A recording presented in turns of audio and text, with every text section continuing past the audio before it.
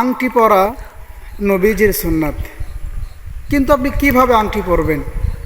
নবীজি কিভাবে পরতেন?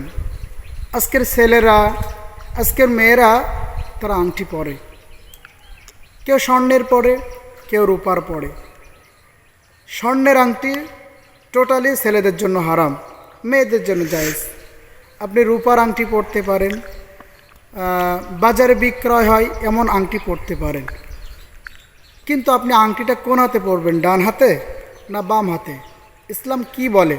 কোন হাতে আপনাকে পড়তে বলেছে?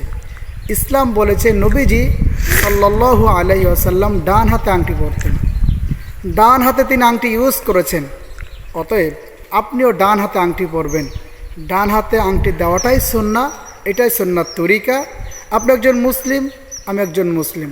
একজন মুসলিম হিসাবে আপনার দায়িত্ব, আমার দায়িত্ব হলো ডান হাতে আংটিটা ইউজ করো।